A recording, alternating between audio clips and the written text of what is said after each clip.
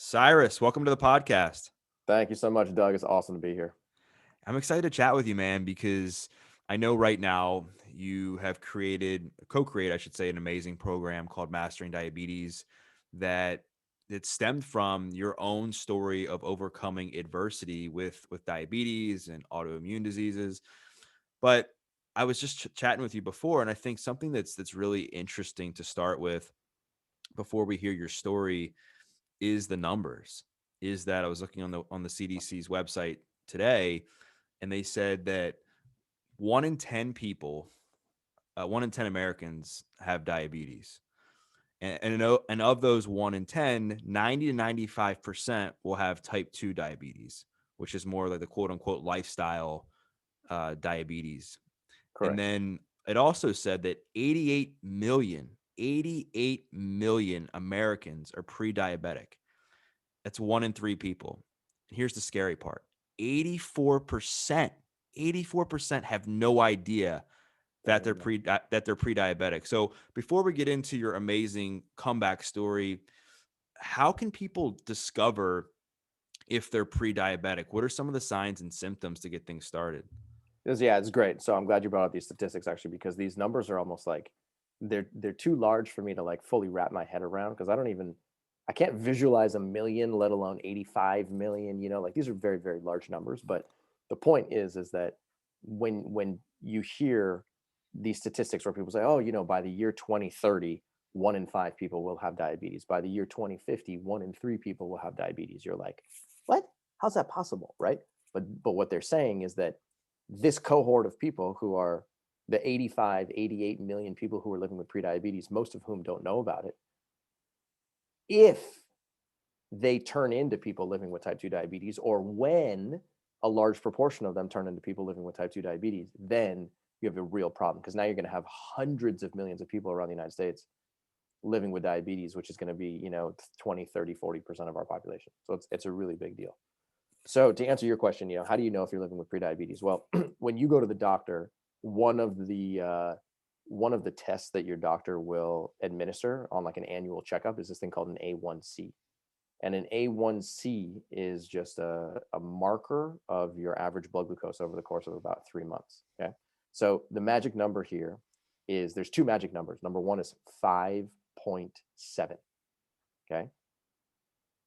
If your A1C comes back as less than 5.7%, what that means is that you don't have any diabetes. You are not pre-diabetic. You do not have type 2 diabetes. You are non-diabetic, and that's a good thing. We want to keep you there. If your A1C comes back and you're between 5.7 and 6.4, then that's technically pre-diabetes. And then if you are 6.5 or beyond, that means that you are likely living with type 2 diabetes. Okay. And so all your A1C is really measuring is the percentage of all the hemoglobin molecules that are circulating inside of your red blood cells that have glucose attached to them. So, like, quick crash course here in biology. Okay. You have trillions of hemoglobin molecules. Okay. You have trillions of red blood cells that are in circulation at all time. The primary purpose of red blood cells is to deliver oxygen to tissues. So what happens is that you take a deep breath in, you go, and you inhale oxygen and nitrogen. Okay, the oxygen goes, the gas basically goes into your lungs. Inside of your lungs, you have these things called alveoli, and the alveoli are these little sacs where the oxygen is transferred from your lungs into your blood.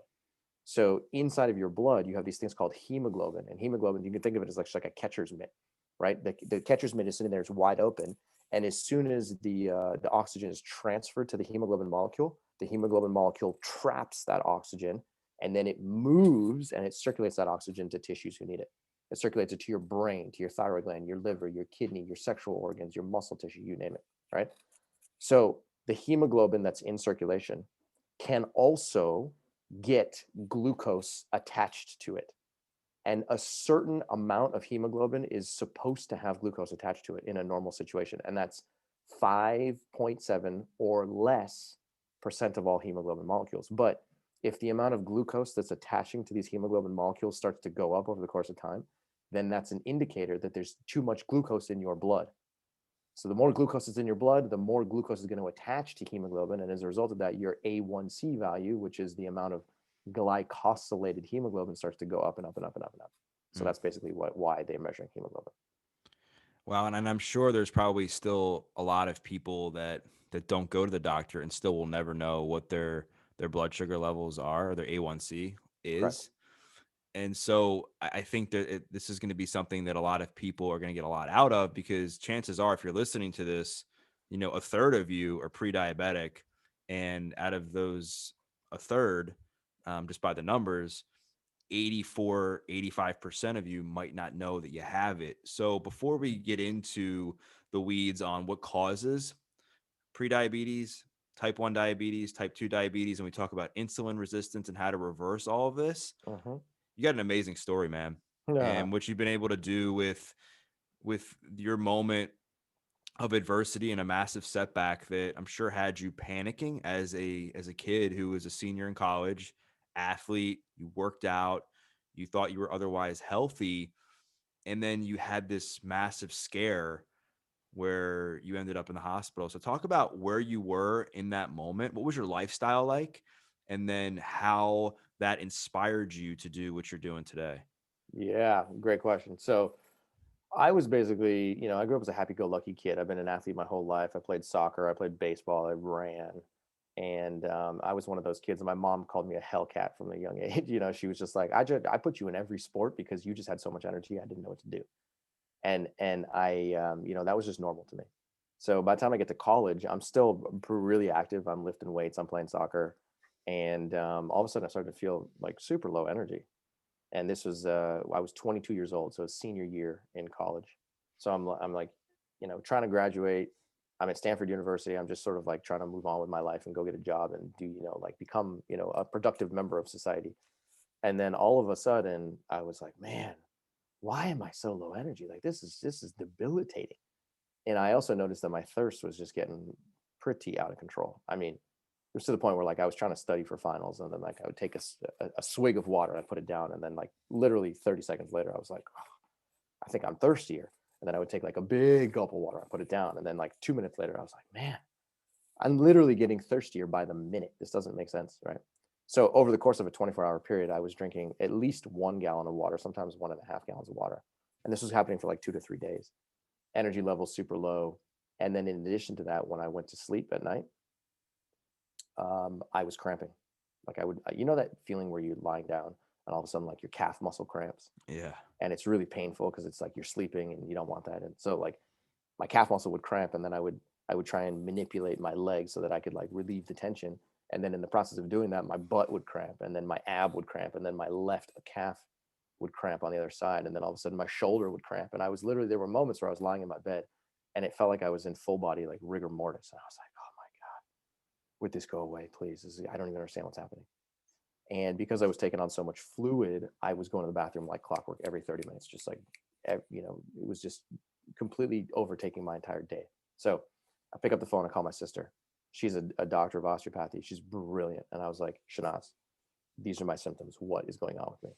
And she starts crying immediately. She's like, Cyrus, drop everything that you're doing. Just go straight to the health center. I was like, why? What's the problem? She's like, you're explaining that you have type 1 diabetes. I do not have time to explain, but trust me, this is very important. Go to the health center right now. So I was like, all right, fine. So I go to the health center. They admit me.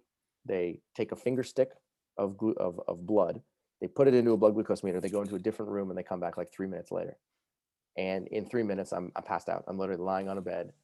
It's like kind of getting a little foggy, and I hear the door open, and I wake up and I look at the nurse, and I think to myself, I'm like, okay, where am I? Okay, I'm in a health center. How did I get here? Did I bring myself here? Did she bring me here? Who is that woman? Why is she looking at me? What information does she have for me? And she literally looks at me. She goes, how did you get here? And I was like, I walked.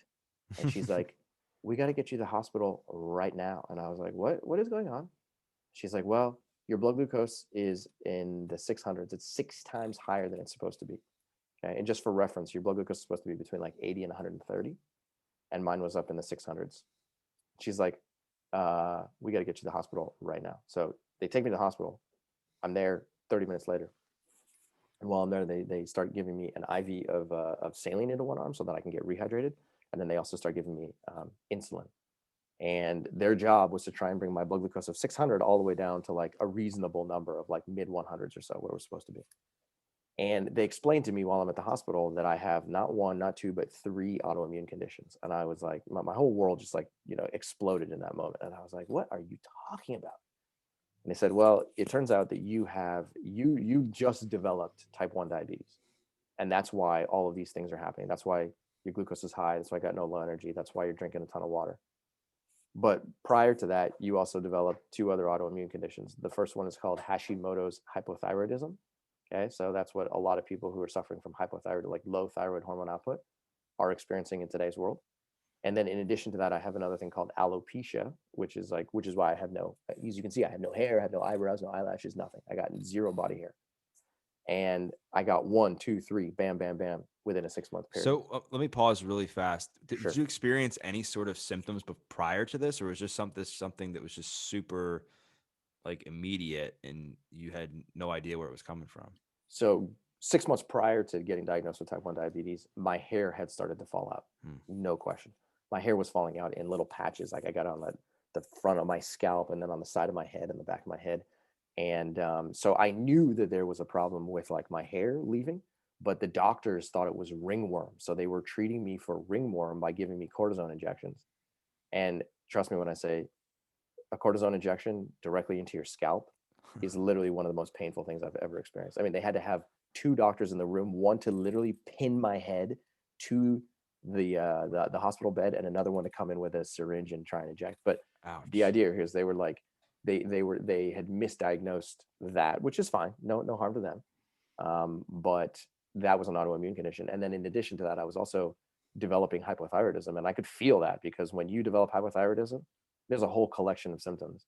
The most prominent symptom is unbelievable sluggishness, to the point where like sometimes I couldn't even get out of bed because it was hurting, or it was so painful to move my body, right?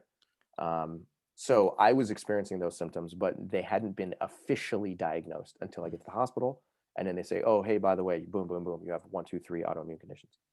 They discharge me from the hospital 24 hours later. And they go, here you go. They give me a blood glucose meter, test strips, a prescription for 2 different types of insulin, syringes, a carbohydrate counting guide, and a life alert bracelet. And the life alert bracelet basically says, hey, if you find me passed out on the sidewalk, call 911. Right? I have type 1 diabetes. And so I'm sitting here just being like, oh my God, you're kidding me. I went from being like a normal, happy go lucky kid to 3 autoimmune conditions, 7 prescriptions, or like 7 pieces of medical equipment. And it was like within 24 hours. And I was like, what just happened to me? What did I do? Did I do this? Is this my fault? Did I do something wrong? Right. So I went through this whole like psychological process of trying to figure out like, did I cause this to myself? Did I not cause this to myself? Is this my fault? And I was pointing a finger at myself over and over and over again, thinking like, I'm the cause, but I don't know what it is that I did that caused this problem. So long story short, I ended up listening to the doctors because I was terrified at that moment that like, my health was going down the tubes, and it was going down the tubes fast. And, when you're diagnosed with type 1 diabetes, they put the fear of God into you. I mean, it is no joke, right? Because type 1 diabetes is a life-threatening condition. And the way that it can be life-threatening is if you just give yourself too much insulin. You can overdose on insulin if you're not careful, and then you can drive your glucose so far down that you can end up going to the hospital or passing out, or getting into a coma. It's not fun. But point being is that there's this fear associated with type 1 diabetes that like if you don't do it right, then like either you're going to suffer some complications and you're going to lose a kidney, or you're going to lose your eyes, or your fingers and hands are going to get cut off, or you're going to kill yourself because you're going to inject too much insulin, right? So that you're sort of like you're crippled and you're like I don't know what to do.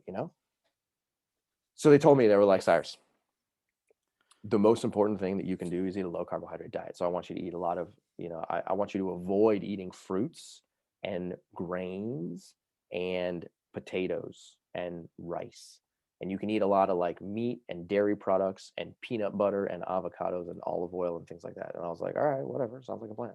I'll go do that. So I did that for about a year. And the whole point was to keep my glucose controllable and to keep my insulin use low, but that didn't work. My glucose was a disaster. It was a freaking disaster. Any moment of the day, my glucose could be between a 50, which is dangerously low, to a 450, which is dangerously high. And it was just like a ping pong. It was just fluctuating. And I was like, what am I doing wrong? I don't even understand.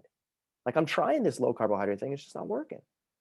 And then in addition to that, I couldn't be as active as I wanted to be. I'd go play a game of soccer and it would take me like 4 days to recover from it because my muscles were just like tight and my joints were tight. And I was like, what is going, like, I literally feel like I'm 80 years old right now. This doesn't make sense. So I just started looking for more information, and I came across a guy who was a nutrition expert, and he teaches people how to eat a plant-based diet. And I was like, listen, I don't really care. Like, I'll eat it. I'll eat whatever. I just want to be healthier. I just want to be able to like go and play a game of soccer and go to the gym and like have a normal glucose value. Is that possible? And he was like, trust me, I'll teach you everything you need to know. So his name is Doug Graham. He went on to write a book called the 80-10-10 diet. And he literally saved my life. So he shows me over the course of a week, he was like, listen, we're going to switch you over to eating a plant-based diet, and you're going to be eating a low-fat plant-based diet coming from all whole foods. None of this processed vegan stuff, but like fruits, vegetables, legumes, whole grains. Okay. And so he sort of taught me the philosophy. And with him, he's a raw food instructor. So he teaches you how to eat basically fruits and vegetables. So I started eating his way. Doug, I cannot even tell you what happened to me. Like within 7 days, my glucose fell like a rock. I mean, used to be elevated average blood glucose 200 to 250. Within 24 hours of eating this way, my glucose started to come down quickly. And as a result of that, I had to start backing off on the amount of insulin I was giving myself. So I gave myself less and less and less insulin. And I started to feel more hydrated, much more energy, able to sleep through the night properly, could exercise much. I had much more endurance. I had more energy when I was actually exercising. And I felt like it literally felt like I took a wall chart, like a charger, and stuck it into a wall socket. And I just got like electrified with energy. It was amazing. So, knowing what you know now, and we're going to get into your education here in a minute and Mhm. everything that you're teaching now, looking back, like what do you think you can attribute to these inconsistent glucose levels? Was it that you were just eating what you wanted, even though it didn't have carbs? I mean, I'm sure you were eating a lot of ultra processed meats, ultra processed dairy, just eating whatever, even though it didn't have carbs, you were allowed to eat it. And then combine that with the fact that you were super active, super athletic, and we all know the importance of carbohydrates for recovery. So you're probably stressing the crap out of your body on top of all of that, which I'm sure is not helping your glucose levels and your ability to process food in a proper way. Do you think that played a role in it? For sure, for sure. I think the missing link here actually is that this advice of eating a low carbohydrate diet, um, it's effective and it's not effective at the same Mm. time. Okay, it's effective in the short term, and for most people that switch over to eating a low carbohydrate diet, whether it's a paleo diet or an Atkins diet or a ketogenic diet, they get results. And so, like the things you see on the internet, people aren't lying. They lose weight, they lower their blood pressure, they lower their A1C, they're fasting glucose, they're fasting insulin. Like all of these things improve in the short term. And I personally did not experience that, but I've seen the biology, I've read thousands of papers, and I understand exactly what's actually happening. Um, but what is misguided about this low carbohydrate methodology, which I think is just a giant sore spot in the like, what do you call it, in the medical world, is that when the medical professionals see that a short-term solution is pretty darn effective, what they do is they make the assumption that it also is going to be a long-term solution, and it's not. And so there's a huge disconnect between the things that happen in the short term and what is potentially going to happen in the long term. And the research is pretty darn clear that demonstrates that these short-term improvements in many biomarkers, and especially in losing weight quickly, is beneficial. But then in the long term, you end up with low carbohydrates increasing your risk for cancer, increasing your risk for high blood pressure, increasing your level of insulin resistance, which we'll go into detail about, increasing your risk for what's called all-cause mortality, which is premature death from any cause, right? So it's like in the short term, you get all these reductions in biomarkers, but in the long term, you get an increase in all these biomarkers, and it's confusing. And I'm perfectly the first person to admit that is very confusing. So do you think the ketogenic diet has taken or has become very popular because of people's almost addiction to these this instant gratification, short-term results? So it's sold on the fact that, okay, if you have diabetes, here's the band-aid approach. Take some insulin, cut out carbs, go keto, eat whatever you want as long as you're not eating carbohydrates. And then they see these vast improvements, these big improvements in a short period of time, and people are Mhm. like, yes, I got what I wanted. I'm feeling better. My numbers are looking good. My doctor's going to be happy. But what you're saying is you've seen time and time again that what tends to happen is, yes, they have short-term results and they do see success, but long-term over a period of years, these same health problems tend to come back and in fact can get worse, right? They get worse. Absolutely right. And I think you hit it on the head here, which is that instant gratification is always a good thing. So Mm, regardless of the diet, whether it's a ketogenic diet, a plant-based diet, whether it's calorie restriction, intermittent fasting, whatever it is, if you can do something today and you can get a pretty good quick result from it within the first week, 2 weeks, month, 2 months, that's a pretty strong sell, right? right. That's a good indicator that what you're doing is actually leading to, improved health. Fine. I'll give people that. But then in addition to that, I think where I where I kind of get a little bit frustrated, but what I'm trying my hardest to improve is the science. The science is misleading. It is very misleading and it is very confusing. And so, if you go look through the scientific literature, what you'll find is that over the course of the last 100 years, the mechanism of high fat diets causing insulin resistance is extremely well described. I mean, you couldn't be more crystal clear about this particular mechanism. And I can even share my screen and just walk people through what the actual mechanism is. Now, do you think it's because people, you hear a lot about people if they don't go through stress, for instance, and they just shy away from stress and their ability to manage stress becomes harder. Do you think it's a result of people not working that quote unquote glucose muscle and not eating carbs? So then their ability to manage their glucose levels becomes harder because they're just not eating carbohydrates in general? Yeah, yeah, yeah, yeah. Okay, so there's from a biological perspective, there's basically like two. You can think of yourself as basically operating in two different modes.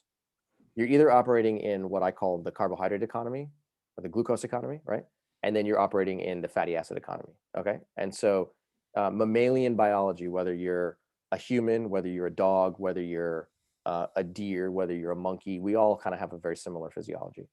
And that fat and carbohydrate are not friends with each other. They're Right. different chemical structures, they're different chemical entities, and they have a completely different set of enzymes that's responsible for the metabolism of either one of those two, macronutrients. So the point is that when you are eating a diet that contains a significant amount of carbohydrate energy, you you upregulate and turn on the machinery inside of your liver, inside of your muscles that are responsible for metabolizing carbohydrate energy. Okay, this is just straight pure biology, right? You eat carbohydrate rich food, you activate the enzymes that's responsible for breaking them down, for absorbing them, for transporting them, for uptaking them, for burning them, et cetera, et cetera, et cetera. When you operate in the fatty acid economy because you're eating a lot of fat rich foods, then you upregulate those enzymes in your liver and in your muscle, right? And the problem is that both the carbohydrate machinery as well as the fatty acid machinery, they're they're they're sort of opposing machineries. So when one of them is active, then the other one is suppressed, and vice versa. When the other one is active, then the initial one is suppressed. So when carbohydrate machinery is active, fatty acid oxidation enzymes, fatty acid storage enzymes, fatty acid uptake enzymes, they're naturally depressed because there's actually an inhibitory pathway that turns them to become less active. So to answer your question, it's like when you're not exercising your glucose muscle, in other words, when you're operating in the fatty acid economy and you're not eating carbohydrate energy and not getting a sufficient amount of glucose in your body, then what ends up happening is that you've effectively slowed down your carbohydrate machinery. And as a result of that, when you go and eat carbohydrates, boom, now all of a sudden your glucose goes sky high because it actually takes a little bit of time to activate that machinery and get it operational once again. Mm.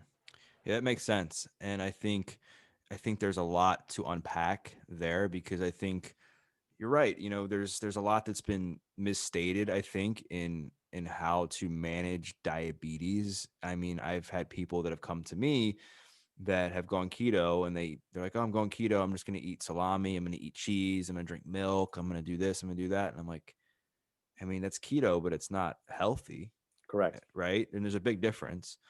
And then there's also people that are quote unquote vegan, and just because they're not eating animal products, they think it's healthy, and it's not, because they're eating a lot of processed crap and stuff. And they, I think, can be misguided in turn, that okay, just because I'm vegan and it says the V on it, you know, and that I'm good and I'm going to be healthy.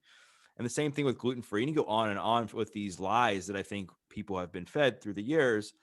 And I also want to frame up something really quick, because there's probably people listening, they're like, "Oh, how do I know that Cyrus isn't just another person who's plant-based, just trying to get people to eat more plants?" Yeah, like And what's Cyrus's agenda? Sure, sure. yeah, so if you could share just for a minute about your background, Mhm. and you actually went to school and got a PhD in this very subject, so that people could, you know, understand that you're coming at this from a place of science. For sure. Okay. So, quick educational background here. When I was diagnosed with type 1 diabetes, I was studying mechanical engineering at Stanford University. So, I was literally getting trained as an engineer, thinking like an engineer, operating like an engineer. So, I got diagnosed with type 1 diabetes. Over the course of the next 2 years, I was actually working at NASA as an aeronautical engineer, and I was, in the engineering world. Then, as I was like trying to learn, what was happening inside of my body, I got very interested in human biology. So I started learning biology. I then applied to PhD programs, and then I went to UC Berkeley to study for 5 years, and I learned nutritional biochemistry, Mm. which is basically like super nerd nutrition, right? While I was there, the professor that I was working under gave me an opportunity to investigate, like do a deep, deep, deep, deep dive into insulin resistance. And so there it was my opportunity to basically learn everything there was to learn about what causes insulin resistance, what reverses insulin resistance, how do you do it using food, how do you do it using fasting, how do you do it using exercise, and then try and turn that into useful information which we could then disseminate to the world, via research. So there's a significant there's an unbelievable amount of research in the world of diabetes. There really is. I mean, I could spend every single day of my life reading nothing but diabetes papers, and I would not be able to read them all before I die. There's that much. Um, and there's a lot of information here about insulin resistance. Like I was saying earlier, there's literally 100 years since the 1920s. There's 100 years of scientific information that clearly describes the mechanisms at play that happen when you're eating a diet that contains a lot of sugar or refined sugar, a lot of carbohydrate that comes from whole sources, a lot of dietary fat. What happens when you eat a lot of meat? What happens when you eat a lot of protein? And every single one of these sort of like, different dietary regimens has been described, and its resultant effect on glucose metabolism has been described. So my agenda, I'll be blatantly obvious here, my agenda is not to like come at this from like an animal rights perspective or an environmental perspective, or to like coerce anybody into eating a plant-based diet. Not at all. I educate people through science. That's my goal. That's my currency. And like, I've, trust me when I say I've read, literally like thousands of hours worth of papers and thousands of papers. And my goal is to try and translate complex scientific information to, somebody who doesn't have a biology degree, and get them to understand the science. And once they understand the science, it's up to you. You can do whatever you want. You want to eat a plant-based diet? Go for it. You don't want it? Don't go for it. But my goal is to just try and make that information accessible. And if you like it, cool. If you don't, then that's totally cool too. Yeah, I'm glad you said that. And I think it's inspiring that you've taken something that was a pretty big negative in your life, and then took the time to not only get better yourself, to go educate yourself on the very subject, to now help so many other people Right. do the same. And you actually went and got a degree in this. You actually went and did the research. You've studied all these papers, and I can just tell this is something that you're passionate about. So let's get into it. Let's unpack the science and try to put it in layman's terms as much as we can. So what is insulin resistance? Like what does that mean? How does it relate to diabetes? How does it relate to being pre-diabetic?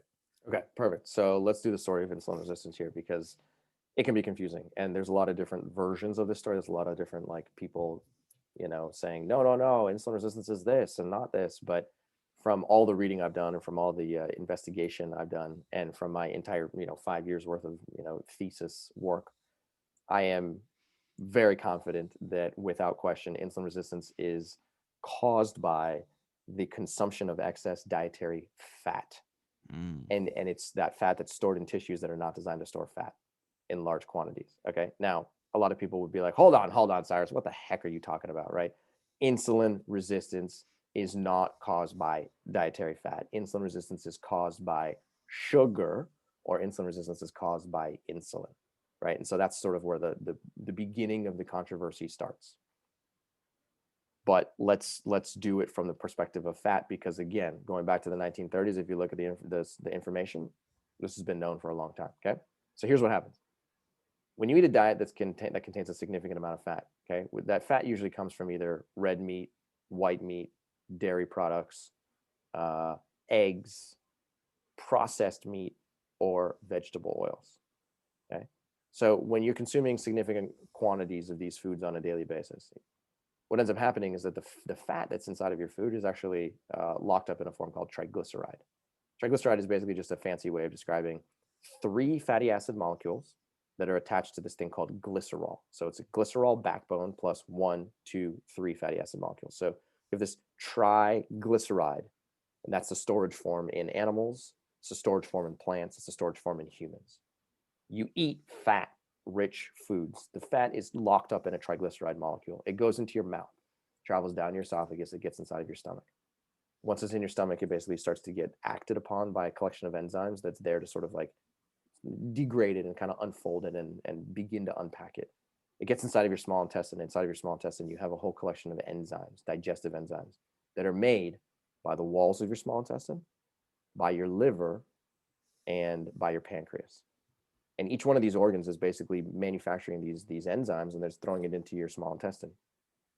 And inside your small intestine is where this triglyceride basically gets ripped apart.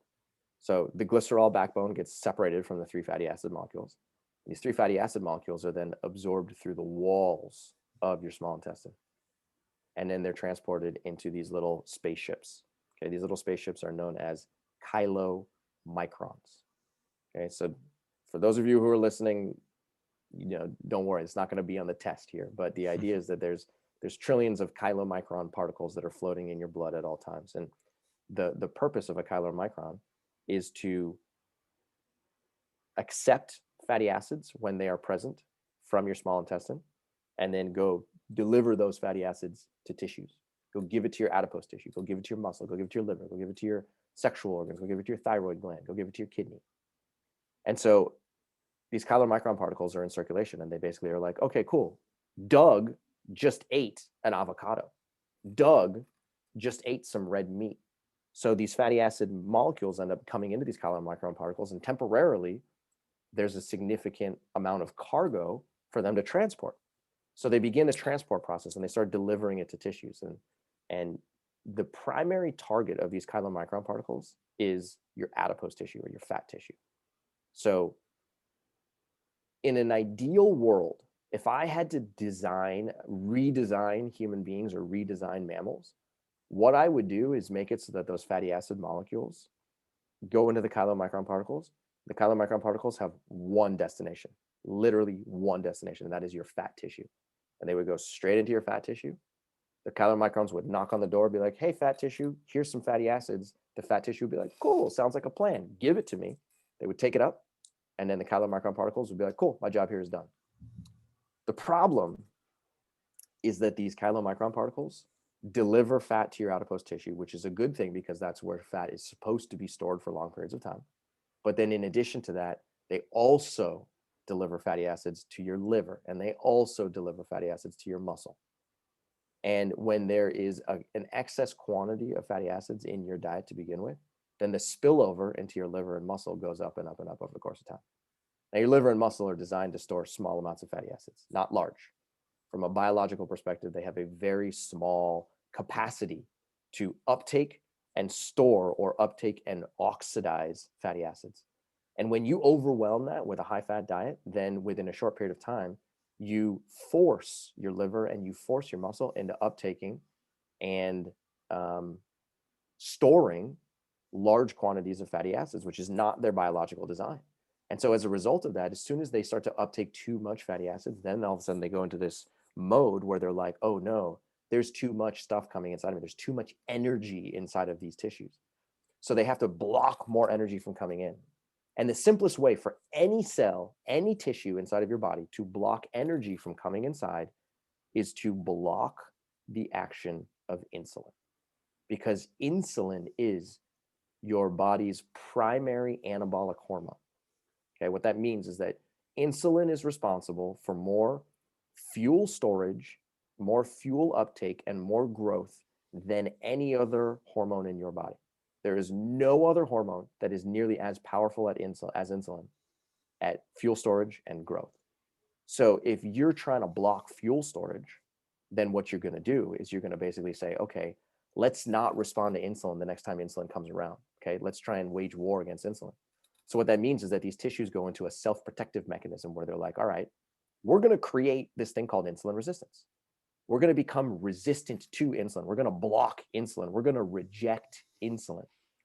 So what that means is that you eat a high-fat diet, you store fatty acids inside of your liver and muscle in excess of what they're supposed to do. And then the next time you go and you eat something that's carbohydrate rich, like a banana, literally one banana, or maybe a bowl of quinoa or some beans or something like that, the glucose from those carbohydrate molecules is circulating in your blood, and the glucose is trying to get inside of your liver and trying to get inside of your muscle. So the glucose can't get in for free. Insulin comes and knocks on the door, goes knock, knock. Hey, liver. Hey, muscle. I got some glucose in the blood. Do you want to take it up? Under normal circumstances, your liver and muscle will be like, sure, give it to me. I'll take it. Sounds like a plan. But in this situation, because you're dealing with insulin resistance, because both of those tissues have now created insulin resistance as a self-protective mechanism, insulin knocks on the door, goes, hey, there's glucose in the blood. Do you want to take it up? And both of those tissues respond by saying, nope, not going to take it up right now. So what I'm hearing Can't you do it. say is it's a much more encompassing thing than just you just eat carbs and then the carbs get digested into glucose and then glucose gets digested or gets converted to glycogen and then glycogen goes into the bloodstream to the muscles and then unused glucose glycogen gets converted to fat because that's the old adage, right, of what is traditionally taught. So what am I correct? Yeah, so that is exactly what the sort of I'll call it like the functional medicine world likes to relay, that is the story of insulin resistance, right? And they neglect the contribution that fatty acids, specifically saturated fatty acids, has to insulin resistance, and that is a huge misnomer. It is a huge. If you neglect the contribution of saturated fatty acids to insulin resistance, then you are doing, you're misrepresenting mammalian biology, just flat out. Period. End of Right. story. Because it's such a big deal. Right. And I think for people to better understand this, I think people need to look at it as a more wholesome approach. And yes, I'm sure like that exact process that I just described definitely plays a role and a part in all of this. But I think what I'm hearing you say is there's a lot more to that. I think the standard American diet has probably crippled people Yes. in many ways. If you think about what the typical person eats, it's a lot of pizza, a lot of processed foods, a lot of frozen meals, a lot of processed meats, a lot of processed cereals, like all these things that have preservatives in them. And as a result, it's clogging up all these different pathways that you were alluding to before, and they're not able to properly manage the use of carbohydrates. Exactly. And then as a result, creating more insulin resistance. Because I think, like you said, I think the biggest thing that people need to be aware of is how do you become insulin resistant? So, for the person who's listening to this that might not have diabetes, but might want to educate maybe their kids or maybe they want to better themselves, like, how do I become insulin resistant? And I think the easiest way, it seems, is to eat a diet that's full of processed meat, processed fats, processed oils, processed anything. And if you could just start there, wouldn't you say that's a big first step for most people if you just eliminated processed food in Yeah, I general? mean, eliminating processed food would be a massive step in the right direction, because when you eliminate processed food, let's be clear about this. There's sort of like processed animal-based foods, and then there's sort of processed plant-based foods. If we Right. kind of create those two categories, Yeah. the processed animal-based foods, we're talking about mainly processed meats, um, meats that they have to basically go through a manufacturing process in order to become more edible. So they're either smoked or they're cured, and or they're processed into ham and sorry into sausages, into bacon. They've gone through a manufacturing process. These types of foods are rampant with nitrate compounds, and these nitrate compounds can cause extensive damage to your cardiovascular system, and they can definitely increase your level of insulin resistance. If you're looking at processed plant-based foods, these are things like cookies, crackers, chips, pastas, sodas, sugar sweetened beverages. A lot of these products are carbohydrate dominant. They have a lot of refined carbohydrates in them. But then in addition to them, they also have these things called hydrogenated vegetable oils. Hydrogenated vegetable oils are absolute napalm when it comes to your vasculature. They cause atherosclerosis, they can increase your LDL cholesterol, and they can set the stage for insulin resistance in your liver and muscle as well. So you're absolutely right. If you can minimize or eliminate processed foods, you're going to do yourself a huge favor. But then in addition, step two, what I would do is I would also take a real good look at the total quantity of saturated fat that's coming into your mouth, and find a way to reduce your saturated fat intake. You can't eliminate it, it's impossible, but reduce it. Get it down to get your total fat consumption down to less than 15% of your total calories. And when you do that, then your saturated fat content will come down dramatically as well. That right there is going to put you, it's going to make you more insulin sensitive. It's going to restore the glucose machinery inside of your liver. It's going to restore the glucose machinery inside of your muscle. And when you can restore the glucose machinery, the carbohydrate machinery inside of both of those tissues, and those two tissues become more responsive to insulin, then that right there is going to have a huge impact on your blood glucose values, and it's going to lower your chronic disease risk into the future. Now, does the same go for people who are healthy, active, and maybe their blood sugar levels, their A1C is very good? I mean, could they tolerate more healthy fats, things like avocados, or even a little bit of coconut oil or wild salmon and stuff like that? Yes, absolutely. So people who are athletic, actually, there's this thing called the athlete's paradox, which is really interesting. So the athlete's paradox basically is a body of research that has identified that athletes have an ability to store saturated fat in their muscle tissue without causing insulin resistance. Mm. And it's really fascinating because if you look at it just from an anatomical perspective, and you identify the amount of triglyceride that's stored inside of stored inside of the muscle cell of athletes who do eat a high fat diet, what you'll find is that their muscle cells are less insulin resistant than somebody who's not active. And what this body of research has uncovered is that because the muscle tissue in athletes tends to be used frequently, and it's forced to contract and elongate and contract and elongate, that lipid droplet inside of the muscle tissue is actually a temporary fuel depot. And so if you're eating a high fat diet, you can basically put fuel into that fuel depot, and then you will go oxidize that fuel when you go and perform the next bout of exercise. And so rather than it becoming this like stagnant, problematic, inflammatory part of the cell, it actually is a rapidly depleted fuel source that's actually beneficial to athletes, especially endurance athletes. And as a result of that, it's not as problematic. So long-winded way of me saying, if you're athletic, you gain the ability to eat a little bit more fat in your diet for sure. But even then, we got to be very particular, because I'm not suggesting that athletes go eat high fat diets. I'm still Right, right. suggesting that an athlete go from 15% of total fat in their diet to maybe 20 or 25%, but that's it. Right. Beyond that, you could be treading into chronic disease territory. Yeah, and I think it's important to remember the importance of specificity and bioindividuality when it For sure. comes to this stuff, because you could have somebody who's listening to this that maybe they're pre-diabetic or they have type 2 diabetes, and their main goal is just to get their blood sugar levels regulated, right, and get that under control first. And like you're saying, get like you were saying, the low hanging fruit is to first eliminate processed foods and then take a hard look at how much fat you're eating in your diet, and then start there and then monitor and see how things go. Absolutely. And then if you're somebody who's listening to this and you're an athlete or you're somebody who's highly active, we know the benefits of exercise resistance training when it comes to reducing the risk of diabetes, being able to better manage your blood sugar levels, being able to better manage insulin. And so for those listening who are in that bucket, to just know that when you do exercise, you do need carbohydrates to recover.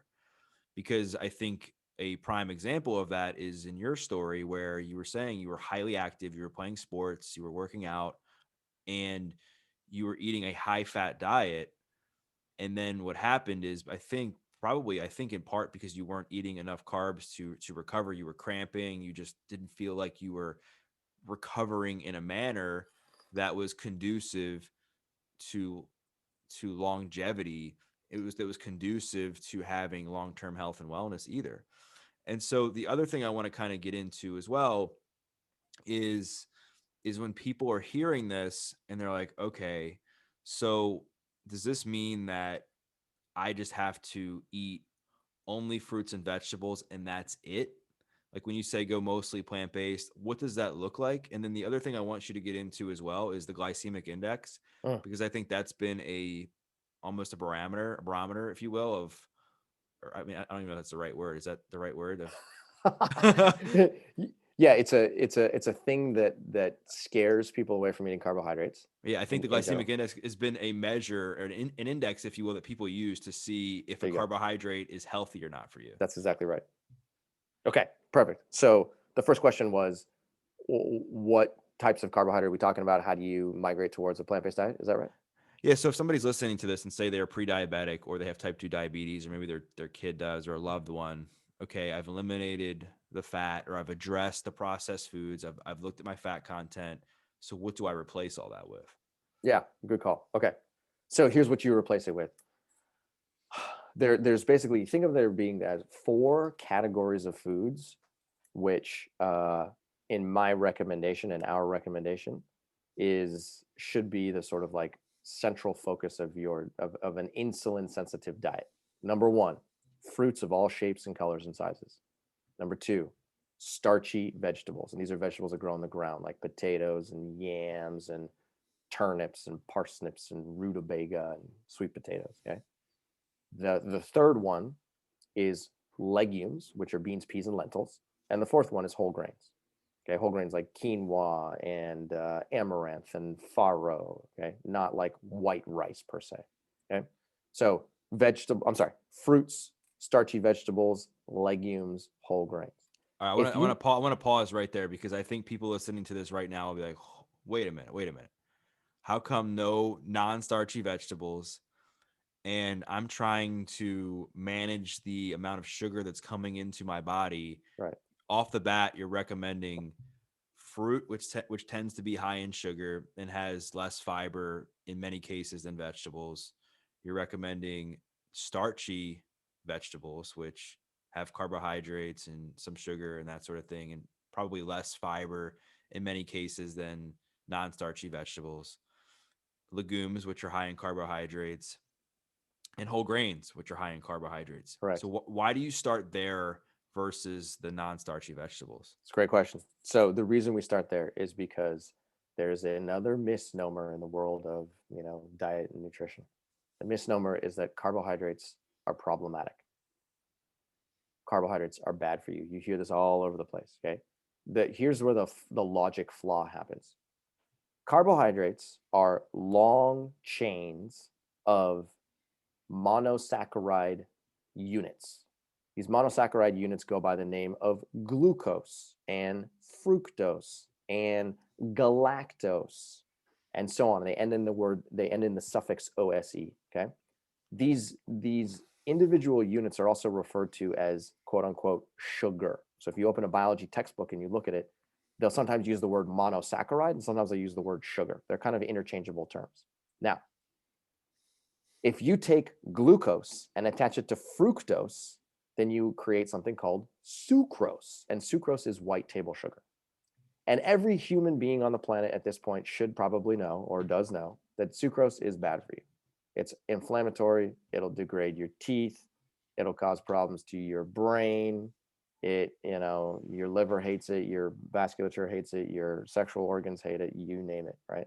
So white table sugar is referred to as sugar, but yet the building blocks of carbohydrates are also referred to as sugar. So you're using the same word to describe two fundamentally different products. Okay. White table sugar is extremely problematic, and nobody is recommending you eat more white table sugar. Not me, not people in the paleo community, not people in the ketogenic community, not you, nobody. Okay. Yeah. Right. So sugar, yes, you want to get rid of white table sugar and things like high fructose corn syrup, which are, again, these are refined sugars or refined carbohydrates. Okay. But whole carbohydrates that come from fruits and starchy vegetables and legumes and whole grains do not act the same way as sucrose, do not act the same way as refined carbohydrates. What happens is that when you eat whole carbohydrates in their whole form, these carbohydrates are protected by a whole collection of other macronutrients and micronutrients. The other macronutrients are fat and protein, and then the micronutrients are vitamins, minerals, fiber, water, antioxidants, and phytochemicals. So every time you're eating something that's a whole carbohydrate, again, a fruit, a starchy vegetable, a legume, or a whole grain, what ends up happening is that you have a whole collection, you have a three-dimensional matrix of macro and micronutrients, which is going into your mouth. And when that matrix goes inside of your digestive system, it takes a lot of time and a lot of processing power to be able to fully open up this package and separate out the carbohydrate from the non-carbohydrate, the vitamins from the minerals, from the antioxidants, and you name it. And then finally, when these digestive enzymes get access to the carbohydrate molecule, they still have to further process it by cutting it into individual monosaccharides. And then they take those monosaccharides up, put them into the blood, and then they go transport them and they do something with them, right? So point being here is that a whole carbohydrate does not function like a refined carbohydrate. They're fundamentally different species altogether, but yet we use the same word to describe both of them. We use the word sugar. Mm. Right? And people will go, oh, okay, don't eat a banana because a banana's got a lot of sugar in it, right? Logic flaw.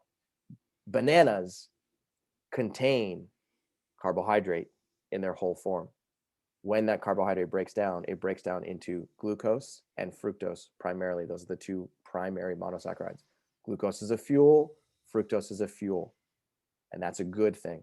But when you're eating table sugar, you're getting the glucose and the fructose, and it's a refined version it's a refined product that has no protein, no fat, zero vitamins, zero minerals, zero fiber, zero water, zero antioxidants, and zero phytochemicals. So you cannot compare a refined carbohydrate to a whole carbohydrate because they are fundamentally different species. And we got to stop using the word sugar to describe both of them. Does that make sense? Yeah, because I don't think I don't think where you've gotten to the place we are today because of fruit. Like I don't think that we're at this epidemic of diabetes and obesity and people being completely unhealthy and all the lifestyle diseases because of people eating too much fruit or It's too many vegetables or too many healthy forms of carbohydrates, right? I think you and I were before we recorded, we talked about the enemies. We talked about factory farming. We talked about processed foods. We talked about sugar. We talked about processed dairy, cheese, like all these things that are destroying people. correct. And that we as a community in the health and wellness space need to come and find some common ground so that we can just say, hey, listen, like this is the real issue here. The real issue that is depleting people of being healthy, being happy, and being less stressed are these things? And let's just encourage people to start there, which is why I'm really glad that you said that a great first step for people, if they're trying to reverse insulin resistance, is to just look at that in itself. Is the Absolutely. processed foods they're eating in their diets? Where's their food coming from? Is it coming from a whole source, or is it coming in a box or a bag? Hmm.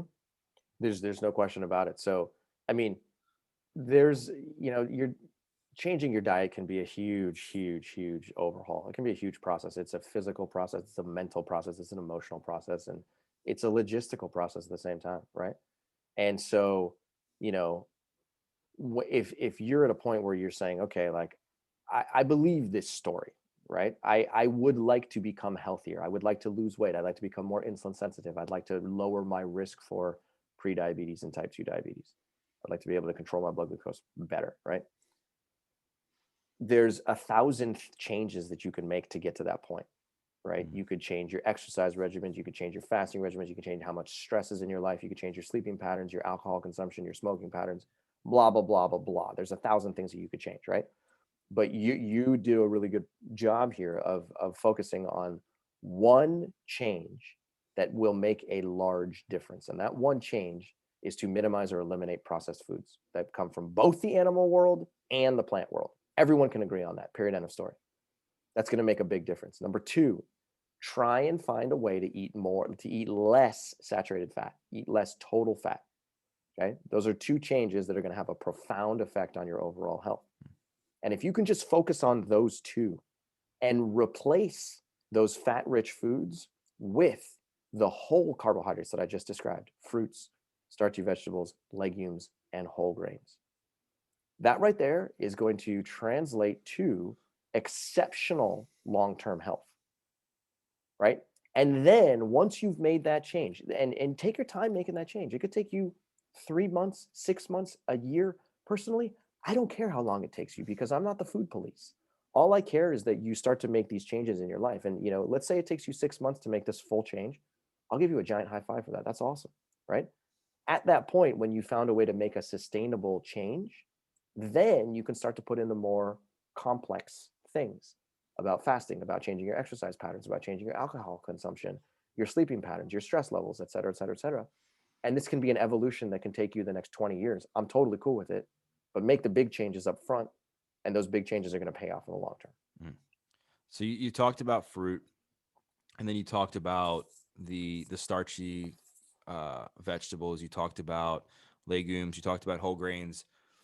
Would you say that their nutrient properties are very similar to that in fruit, and that in the same context you're saying that fruit shouldn't be compared to simple sugar, refined sugar, that legumes, whole grains, and starchy vegetables shouldn't be compared to simple sugar, refined sugar as well?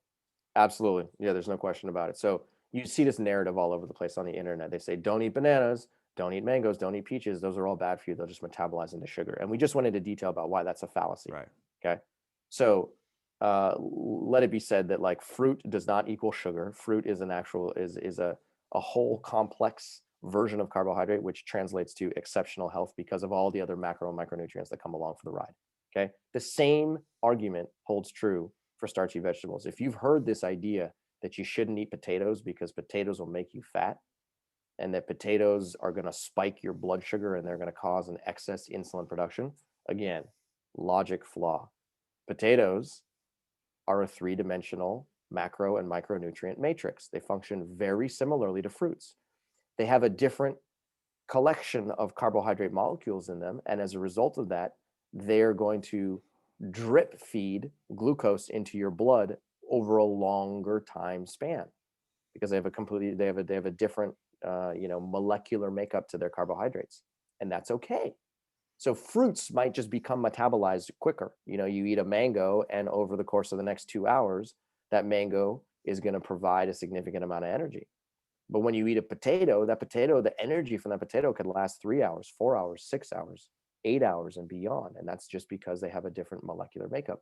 But the same principle still holds, which is that it's not sugar, it's not a refined product. You shouldn't be concerned about it spiking your blood glucose. You shouldn't be concerned about it elevating your cholesterol. These are very micronutrient dense foods, nutrient dense foods, which should become the cornerstone of your, entire eating pattern. And you're not talking about French fries. You're talking about just straight potatoes. I mean, I wish I was talking about French fries, let me tell you, because I would eat those every day. Don't get me wrong. So, and then I think obviously and from what I know, and you can correct me if I'm wrong, the same nutritional properties hold true for whole grains and legumes as far as starchy vegetables. I think Yes, fruit, while fruit is very similar, I think you hit on a different point with fruit, because that's probably the one I would say that gets the biggest bad rap between that and whole grains. I think most people now have come around to know that eating high quality potatoes, sweet potatoes, yams, that sort of thing, they know that they're healthy for you. But I think there's still the whole grain, too many carbs in rice or too many carbs in oatmeal or quinoa or lentils or black beans, and people shy away from that. And I think what agreed. people aren't looking at is the amount of dietary fiber that are in these foods as well. Black beans have tons of fiber, lentils have tons of fiber, whole grains have fiber, and there's a lot there that there's a lot there that needs to be said, because it's not the same as just refined carbohydrates. Like when you're eating dietary fiber, it slows the absorption of the carbohydrates. It helps you become less insulin resistant, right? Absolutely. So yeah, I think part of the marketing surrounding carbs has become, like we were talking about, it's become a little bit confusing. And usually when people say things like, I'm going to eat a low carb diet, or like carbs are bad for me, what most people picture in their head as soon as they say the word carb is bread, right? They say, oh, okay, I'm going to eat a low carb diet. And really what they're trying to say is, I'm going to eat less refined carbohydrates, right? Less breads, less crackers, less chips, less sodas, right? These are the types of carbohydrate that I think people are insinuating, they're suggesting when they talk about eating a low carbohydrate diet. But within this umbrella of carb, they also, unfortunately, place whole grains. They place quinoa. They place all versions of rice, all colors, whether it's brown rice, red rice, black rice, purple rice, green rice, you name it. They put farro, they put amaranth, they put buckwheat into this category, right? But if you really look at the research, what you'll find out is that the refined carbohydrates, the white breads, the Iron Kid breads, the donuts, the cookies, the crackers, the chips, like that stuff, just like throw that stuff in the trash can. Mm. Like that stuff was never good. It tastes good, but it increases your chronic disease risk. It increases your cholesterol. It increases your risk for diabetes. It increases your risk for hypertension and beyond. But then when you're eating the whole carbohydrates, the whole grains, the whole grains actually decrease your risk for all those chronic metabolic diseases. They decrease your LDL cholesterol. They decrease your hypertensive risk. They decrease your risk for diabetes. They increase your insulin sensitivity. They fundamentally change the structure of your microbiome for the good. And as a result of that, you end up with a whole bunch of positive metabolic benefits. So again, we can't talk about all carbs as being equal. They're not, right? The whole carbohydrates that come from fruits, starchy vegetables, legumes, and whole grains have to be put into one bucket. The refined carbohydrates that come from cookies, crackers, chips, pastas, bread, sodas, you name it, have to be put into another bucket. And if you literally just separate the two of those buckets and you're constantly viewing carbohydrate rich foods from this perspective, then that's going to do a lot for your overall health in the Mm. future. Awesome. Yeah, I think you did a nice job of kind of tying that all together so people can understand the difference between the two forms of carbohydrates, and kind of like, so from my understanding, the reason why you don't include non-starchy vegetables in the beginning, is it to help them get used to operating more on carbohydrates? Yeah. So, okay, I never answered that question earlier. Why do I not talk about non-starchy vegetables? Well, the funny thing is that I love non-starchy vegetables. Just for clarity, non-starchy vegetables are things like celery and broccoli and cauliflower, and I'm going to even put leafy green vegetables into this category. So these are all vegetables that don't contain starch, Hmm. right? Cucumbers. Help me out here. What do we got? Like we got Asparagus, bingo. kale. I'll even put tomatoes in that category, Yeah, even though tomatoes are technically a fruit. But anyway, point being is that culinary vegetables that don't contain starch. Okay. right. So those are all exceptionally healthy for you. And I actually do in our book, Mastering Diabetes, we talk about the value of those non-starchy vegetables. And we talk about eating a lot of them, don't question. The reason why I don't put them as the forefront in people's minds is because they don't have very many calories. And when people transition to a plant-based diet, if they become calorie deficient right off the bat and they're not eating a significant a number of calories to replace the high fat foods that they're eliminating, then they end up feeling hungry all the time. They end up feeling like, oh, I'm malnourished. This thing isn't working for me. I have very low energy. And then they go and they eat a hamburger and they're like, boom, now I feel like I have a lot of energy. I think the hamburger was the answer, right? So the truth is that non-starchy vegetables are absolutely, there's a time and a place for them, no question. But I want you to focus on those four groups: fruits, starchy vegetables, legumes, and whole grains first.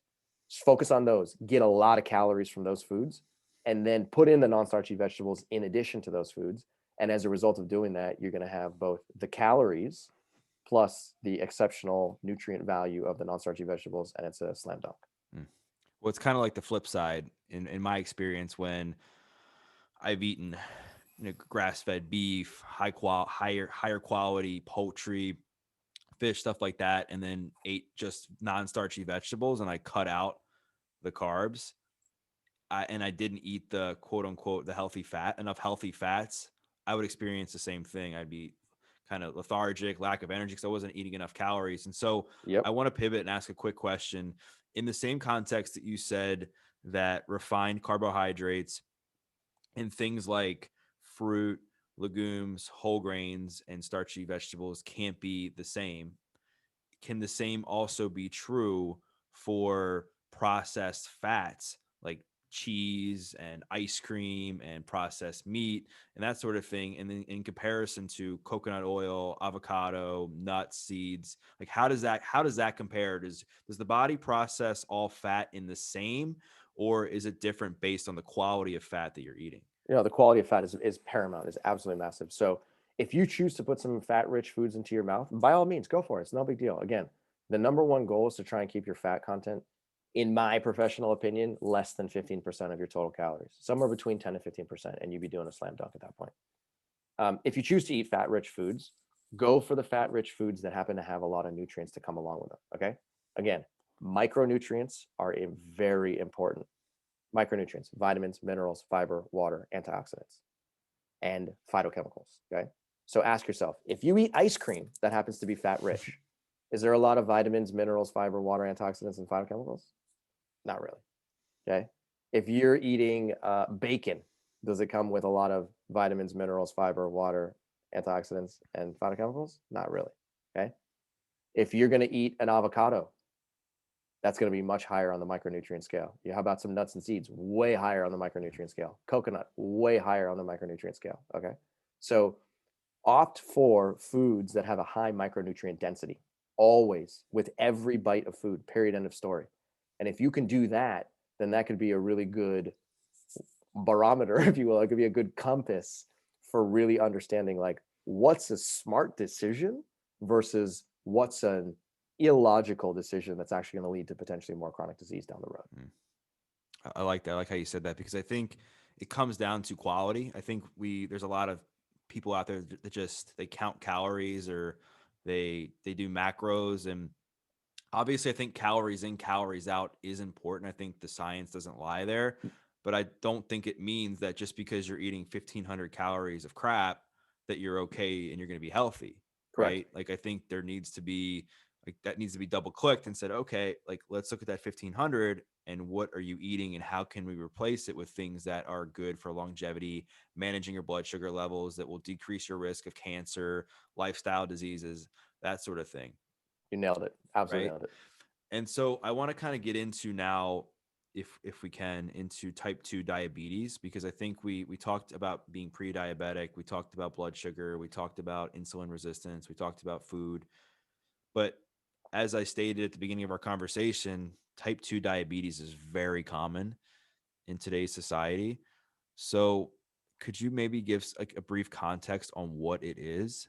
And then if somebody or a loved one has it, some simple steps they could take to reverse it in a way that's going to work for them long term. For Does sure. this does the same rule apply for somebody who is insulin resistant, or when you have type 2 diabetes, is it a whole nother ball game? Yeah, good question. So think of type 2 diabetes as basically being it's all a spectrum, okay? Mm. So the spectrum starts like this. On one hand of the spectrum, on the left-hand side, you have non-diabetic. As you move towards the right, you go from non-diabetic into pre-diabetes. As you continue moving to the right, you go from pre-diabetes to type 2 diabetes. Okay? Now, another way to visualize this is to literally just think of the same spectrum as basically being a spectrum of insulin resistance. Non-diabetic tends to have a very low amount of insulin resistance in your liver and muscle. And as you move to the right into the pre-diabetes category, you're talking about more insulin resistance. And then when you get to type 2 diabetes, you're talking about even more insulin resistance. Okay. So the two spectrums are kind of like one and the same. And we're just basically looking at the degree of insulin resistance that has accumulated over the course of time. Right. So there's this idea that type 2 diabetes is not reversible. Once you become type 2 diabetic, that's it. You're going to have that for life. Right. And then there's another idea that type 2 diabetes is a genetic condition and that you have type 2 diabetes, you diagnosed with type 2 diabetes because your mom had it, or your brother had it, or your sister had it, or your uncle had it, your grandfather, your grandmother, somewhere. It's in your family. And that because they had it, you had a genetic predisposition towards it. And that's the reason why you got it. Okay. So let's go into both of them. Number one, type 2 diabetes is a reversible condition. Type 2 diabetes is a reversible condition in, there's no way to know the actual number, but somewhere north of 80% of all cases. Okay. 80% of the time or more, type 2 diabetes is a reversible condition. And the reason for that is because type 2 diabetes, like I said earlier, is just basically the expression of advanced insulin resistance. And if you take the steps to reverse insulin resistance through your diet and through your exercise patterns, which we haven't even really touched on, but let's just throw that into the mix. If you really put a strong focus on that, you can regain insulin sensitivity quickly. And as a result of that, you start to move back down the spectrum towards the left-hand side. So you go from being non-diabetic to pre-diabetic to type 2. And then if you become insulin sensitive, you go from type 2 back to prediabetes, and then from prediabetes back to non-diabetic. And again, that happens in 80+% of all people. Okay. The 20% of people ish that can't reverse type 2 diabetes actually have a insulin production problem inside of their pancreas. In other words, over the course of time, their pancreas has effectively burned out and manufactured too much insulin. And as a result of that, it's a non-recoverable state where their pancreas just can't keep up, and they will be diagnosed with type 2 diabetes and they will have it for the rest of their life. Okay. So that's number one. Number two, when it comes to this idea that type 2 diabetes is a genetic condition, type 2 diabetes does have some genetic precursors to it. In other words, there are genes that scientists have identified that can increase your risk for type 2 diabetes.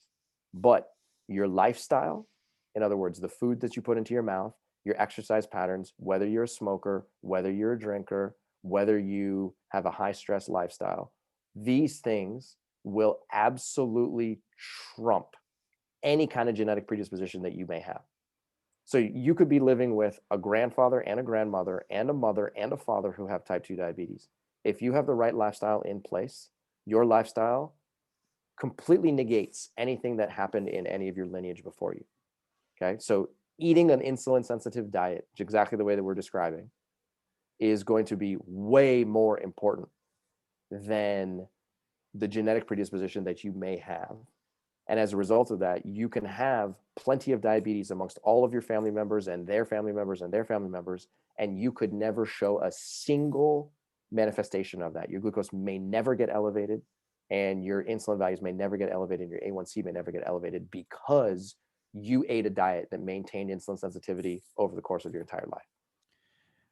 Yeah, I think you made some really good points. And I definitely like as for like the last like segment of our conversation, I want to go into non-food related things that people can do to help with insulin resistance and diabetes, things like exercise, fasting, stress management, obviously not smoking, limiting drinking, that sort of thing. Yep. But I think the important thing for people to remember is that I think when people get defined by an illness or their identity is wrapped up in a disease like Right. diabetes or addiction or anything else, and they feel like it cripples them. And I'm not saying that these don't have biological components. There's a lot of research out there obviously with addiction and what it does to the brain and biology and genetics.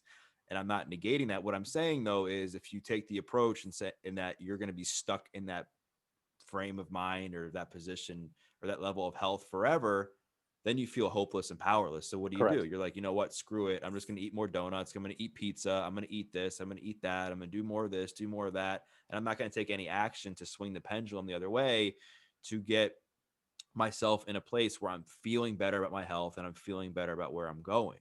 So I think it's important for people to remember that if you do have type 2 diabetes, that there's a really good chance that you can reverse it through lifestyle choices and your behaviors and taking ownership of your life. It's not going to be easy. It's going to be challenging. It's going to suck to go from a place of where you're eating ice cream and processed junk and not moving your body and smoking and doing all these things that are destroying your health. It's going to suck to transition into taking that step and improving your health. It's going to be hard, but I Right. can guarantee you that the longer you do it and the more you do it, the better you're going to feel. You're going to start to create momentum. You're going to start to look back and be like, wow, I've gone a week without skipping the gym, or I've gone a week without eating ice cream or whatever it is. And then you're going to feel more confident and you're going to feel empowered and be like, you know what? I got this. And then you're going to start to make changes in other areas of your life, which we're going to get into now, because I have to imagine, and I haven't read the science on this, but I have to imagine that stress management plays a huge role in insulin resistance, Massive. diabetes. So can you talk Mhm. about that for a minute? Yeah, for sure, for sure. I think you're hitting it on the head too, because this conversation about insulin resistance and diabetes is often uh, focused on the dietary changes that somebody can make, and those are important. Don't get me wrong. Don't get me wrong. Right. But in addition to the dietary changes, there's a whole collection of other things that are significant contributors to living a optimal lifestyle for the long term. So, stress. When you are living a high stress lifestyle, there's many different biochemical alterations that happen inside of your brain, inside of your liver, inside of your kidney, inside of your adrenal gland, you name it. Right? You've probably heard the term adrenal fatigue. People use this term all the time to Mhm. describe living in a fight or flight mechanism for many hours a day. Right? So what you'll hear people say is they say, okay, well, my doctor diagnosed me with adrenal fatigue, and therefore I have to eat a certain way in order to like overcome that adrenal fatigue, right? And what they're basically trying to communicate is that if when you're living in a high stress lifestyle, what that means is that the your adrenal gland is being forced to work harder than it's supposed to. Okay, so there's a part of your adrenal gland called your adrenal cortex. Your adrenal cortex is what secretes adrenaline. Okay, now adrenaline has a very specific purpose in your body. Adrenaline is designed to be a signaling molecule that will get you into action immediately, right? People always use the, okay, well, I'm sitting here and I'm going to get attacked by a lion. Well, nobody's getting attacked by a lion in today's world, right? But if you're sitting at home and all, or you're lying in bed, perfect. You're lying in bed. It's 2 o'clock in the morning, and all of a sudden you hear a loud bang inside of your house, Mm. and you think, okay, there's a thief inside of my house who's going to come steal something from me, right? Boom, you get hit with a jolt of adrenaline. That adrenaline's purpose is to get you out of bed immediately so that you can take action and try and protect yourself against danger, right? So if you are living in a high stress lifestyle and you have multiple kids who are like constantly, grabbing at your attention, and you got a boss who's demanding, and you're trying to make food for yourself, and there's too many things that are pulling at you, and you feel like you can't really get control of your lifestyle. Well, what could end up happening is that your adrenal cortex is now dripping in adrenaline into your blood at a higher rate than it normally would. So you're not to the point where you're ready to go tackle a thief that's in your house, but you're basically like overstimulating your adrenal cortex into manufacturing more adrenaline than it normally would. And as a result of that, you're now constitutively, or like over the course of time, like manufacturing too much adrenaline. So you're manufacturing too much adrenaline, you're manufacturing a lot of cortisol. And as a result of that, these molecules, they go and they knock on the door of your liver and they're like, hey, liver, you got some glucose stored inside of here. Could you drop it into the blood right now? And the reason why your liver would do that is your liver is basically going to say, okay, cool, let me liberate a little bit of this stored glycogen I have on board. Let me give a little bit of glucose into the blood. And by doing that, it's going to give you a little bit of fuel to act upon. That glucose becomes free energy. And as a result of that, your muscles can take up that glucose and be like, cool, I need that glucose. I need to burn it right now so I can go do something with it, right? So it's basically adrenaline can act as like an energy liberation mechanism to get glucose into your muscle where it's going to be used for energy. So the point is that if you're living in a high stress lifestyle and you're constantly activating this entire pathway and you're forcing your adrenal gland into secreting too much adrenaline, then you can get this thing called quote unquote adrenal fatigue. I don't know if that's a real, medical diagnosis or not, or if it's just like pop science. But the idea here is that when you do that, your liver is being acted upon to secrete too much glucose. And as a result of that, your glucose levels can start to rise. And before you know it, you check your glucose in the middle of the day and you're like, why is my glucose so high? You check it the next morning. Why is my glucose so high? You check it after you eat a meal. Why is my glucose so high? Right? And part of the answer is because, well, you're living in a high stress lifestyle, and the high stress lifestyle is actually forcing your liver to make more glucose or release more glucose than it normally would. And as a result of that, now your liver is being implicated in increasing your blood glucose values. Does that make sense? Total sense. And I think the adrenal fatigue is, I don't know if it's a myth, but I think it's thrown out a lot. And I think I've Agreed. had conversations about it before on the podcast, and I think what the main takeaway is that it comes back to lifestyle, comes back to how you're managing your stress, comes back to sleep, comes back to how you're taking care of your body, comes back to your nutrition, because if you're not taking care of those things, it's going to tap your system out really quick. And I wanted to ask really quick, is that why, is the reason that people gain excess body fat when they're stressed, is it because of the process that you just explained with the unused energy and the glucose that the body is kind of sending through its system? I'm actually glad that you asked this question because it's forcing me to think back to the biochemistry that I learned back in grad school. I'm going to plead ignorance on this one because I know there is a mechanism that describes how the excess production of adrenaline can cause excess Mm. deposition of body fat. I just can't think of what it is in my head No. right now. Oh, cool. No, it's something that people can look into themselves, and I'm glad we're having this conversation. I'm glad that we took the conversation this way, because I think it's important for people to listening to know that it's not just about your food. Yes, food plays a massive role, but there's other things too. You got to manage your stress. So let's talk about things that help you manage your stress. Let's talk about fasting. Let's talk about exercise. Let's talk about sleep. So let's get into those three things before we close up our conversation. And in your experience and in your profession and your research and what you've seen with the people who have come through your Mastering Diabetes program, what's the recipe for success when it comes to sleep, fasting, and exercise to help with insulin resistance and to manage their energy levels? Brilliant. Love this question. Okay, so we already talked about diet, so I'm not going to say Right. a single word about that. Number one, exercise. Move your body for a minimum of 30 minutes per day, 6 days per week. Okay, move your body for a minimum of 30 minutes per day, 6 days per week.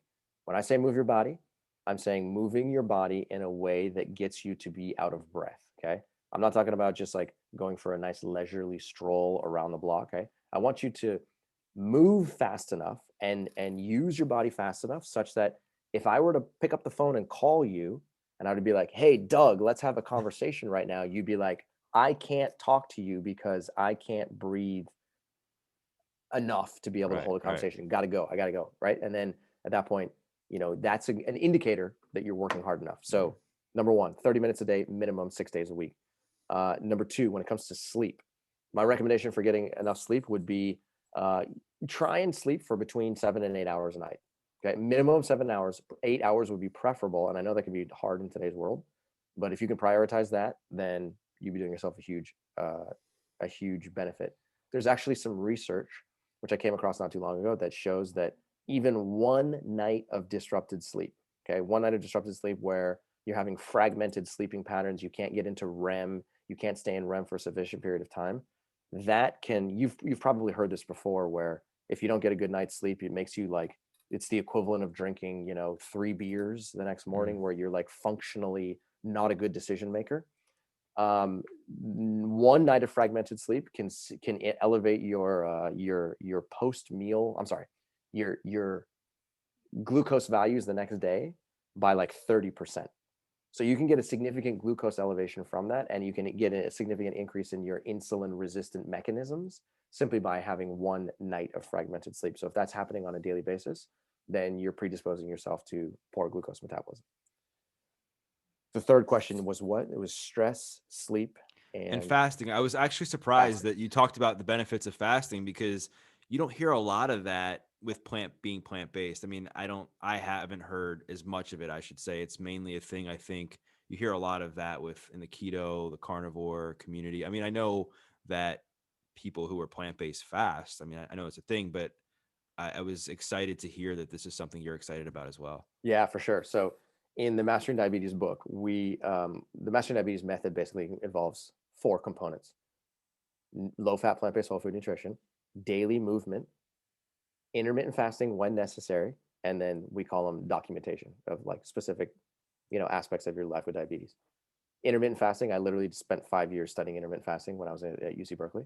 I love it. And intermittent fasting is, I mean, I remember making this statement back in the day where I was like, hey guys, it's very obvious that intermittent fasting increases insulin sensitivity, helps you reduce your body weight, improves cardiovascular function, improves cognitive function, improves the function of your liver, your kidney, et cetera, et cetera, et cetera. Like there's literally no problem that I can think of that intermittent fasting or calorie restriction doesn't improve. Hmm. It's that powerful. Okay. But what I told my coworkers at the time is I was like, guys, it's not going to catch on. You're trying to tell a nation of people who eat a significant amount of calories, and who there's a lot of addictive eating that happens in our culture. You're trying to tell those people to eat less food. It's not going to happen. It's not Right. going to become popular. Right. I was so wrong. I was so wrong, because intermittent fasting is a big deal, Mm. and I'm still surprised at how many people gravitate towards it. So, um, in the world of insulin sensitivity, in the world of diabetes, what we recommend is either performing an intermittent fast once per week for 24 hours, and that's a good starting place. And then secondarily, if you want to become a little bit more aggressive about your intermittent fasting, which is totally cool, doing a 16-8 intermittent fast on a daily basis is a great idea. 16 hours of fasting, 8 hours of eating. And when you do that, you literally are just going to skip one meal per day, whether it's your breakfast or your dinner. And if you can do that, then we notice that people will accelerate weight loss. They will accelerate the reduction in A1C. They will accelerate a reduction in their blood glucose, and they will accelerate a reduction in their blood pressure. Mm. So it's a simple prescription. And, start with your diet, move into exercise, move into intermittent fasting, and take your time. And it really is a phenomenally powerful system. Mm. Awesome. I'm so glad that we touched on all those things. We talked about the importance of changing the way you eat. We talked about changing the way you manage stress. We talked about changing your sleep, changing the way you move your body, and then changing kind of when you eat. We've talked a lot about fasting on the podcast, and it's something that I'm a huge proponent of. And I think in my experience, it has helped in my own regulation of blood sugar and my energy and that sort of thing. So I highly recommend it to people. And I think it's also something that to kind of start small, just like anything else. I think making simple changes over time will lead to big results. Like don't try and go to start a 24-hour fast tomorrow when you haven't fasted before. Don't try and just eliminate all processed foods tomorrow when you've been eating processed foods every day for the last 20 years. Don't try and go for a 30-minute sprint when you haven't moved your body in 20 years. Like start small, build up to that, because longevity is everything. Consistency is everything. Anybody can get started tomorrow and make a big leap in their health, and then it set them back because it's hard for them to maintain. But For what we're looking sure. for here is consistency over time that will add up to living a more fulfilled, sustainable, and healthy life. So, Cyrus, this has been incredible. I hope you got a lot of out of our conversation. I enjoyed No talking doubt. to you. And I think this is a message that a lot of people need to hear to kind of give some context on what the science says as far as insulin resistance, diabetes, how people can do a better job at managing their own lifestyle and what they put into their body, how they move their body, and of how they think about their health so that they can take better care of themselves, better care of their kids, better care of their family members, and live a happier life. No doubt, Doug. I mean, I absolutely love this has been a great conversation, and I think that there's one thing that I want to say is that there's insulin resistance and diabetes has gotten unfortunately too confusing. It's overly confusing, and sometimes I read stuff that comes out of these medical journals, and I'm just like, sometimes I get confused. I'm Yeah. human, and I'm like, are you kidding me? I've been studying this stuff for over 15 years now. It's pretty darn clear, and yet there's still conflicting information which comes out. So if you have any kind of like blood glucose related issues or pre-diabetes or type 2 diabetes or type 1 diabetes, and you are feeling confused, then just take a giant deep breath and say, it's okay. It's not your fault. It's not your fault. It's just because the media, the blogosphere, social media has overcomplicated it, but it can truly be a very simple collection of biological processes. And once you understand them, first and foremost, then you can create a lifestyle that reverses the chronic disease mechanisms that have started. And as soon as you do that, trust me when I say you will feel it, you will see the result in your blood glucose, you will see the result in your A1C, and it can be a complete game changer for you now and into the future. And the last thing that I want to say here is that going back to the very, very first thing that we touched on here, with a ketogenic diet being a good short term, but not a good long term solution, a plant based diet is without question the single most effective long term medicine I have ever seen in my life. There's so much research to back this up. And there's so many anecdotal stories of people who have been eating a plant based diet for 5, 10, 15, 20, 50 years. I've been eating a plant based diet for 19 years. 19 years now. And it is amazing how quickly the time has flown by. And, for 19 years, I've had the most incredible blood glucose, A1C, biomarkers, cholesterol, lipid panel, C reactive protein, et cetera, et cetera. I'm an N of one story, but the truth is that there's plenty of research to back this up. So if you're looking for a short term solution that will translate into a long term solution, plant based nutrition is without question one of the most powerful things you can do. Hmm. Yeah, I love how you said that, and I like how you use your own experience I like how you used your own experience to share how it helped shaped your life and what it's done for you. And then you combine that with the fact that you did go to school for this. You spent a lot of time in the research, in the science, and now teaching other people to do it. And I want to also add that simple changes in your life can add up to big things long term. And so while it might seem huge to change the way you eat, change the way you move your body, change the way you sleep, in the context of life, it's very small. And if you can do these simple things, your relationships will get better. You'll function better at work. You will have a better outlook on life. You'll feel less stressed. You just feel better about where you're going in life. I mean, all these things that will come as a byproduct of making these simple changes. And so I want to invite you to just listen to what Cyrus has said, check out more on about mastering diabetes, check out some more of the literature, the science that he's talked about, dig into it yourself so you can kind of see for yourself, like what he's talking about and the validity of it and how it relates to what you have going on right now. So Cyrus, once again, want to thank you. Where can people find out more about you? Where can people discover more about mastering diabetes and that sort of thing? Yeah, thank you, Doug. Once again, this has been an awesome conversation. I totally appreciate the opportunity to talk about this. Uh, for people who are interested in learning more, there's two things that I would recommend. Go to www.masteringdiabetes.org. There you can find everything that I'm talking about. We have plenty of research. We have a blog. We have recipes. We have a weekly meal plan. We got coaching programs. We have a do-it-yourself program. You name it. We also wrote this book right here, as you can see on the screen, Mm. Mastering Diabetes. It became a New York Times bestseller in the first week of being out, which we're very proud of. And this book contains 800 scientific references. Okay, we've read every single one of them, scour the research to make sure that what the story that we're telling is not just an anecdotal story of something that we hope is true. Okay, this is backed by the best research that is available today. And if you're interested in getting your hands on this book, you can just go to Amazon and pick it up. And then if you like podcasts, because you're listening to Doug's podcast, then go to the Mastering Diabetes audio experience. You can find that on iTunes and beyond. And we got a lot of good information there too. Awesome. Well, I'll definitely link all that stuff in the show notes.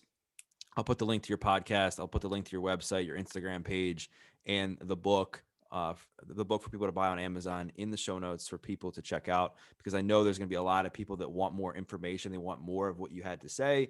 And I think with our conversation, the direction I wanted to go was to get more of the science and kind of depict some of the common things that have been said through the years about diabetes and how to manage it, and things like insulin resistance, and when it came to and how it comes to nutrition and what you eat, and some of the myths maybe that have been shared over the years, and then also Sure. talking about more lifestyle choices that people can make to help improve their insulin resistance, and the way that and then the way they manage their blood sugar levels and their lifestyle habits and that sort of thing. So Cyrus, once again, wanted to thank you. And for those listening, all I ask, as you know, is that if this episode touched your heart and you got something out of it, take a screenshot, tag Cyrus, tag Mastering Diabetes, tag myself with a takeaway.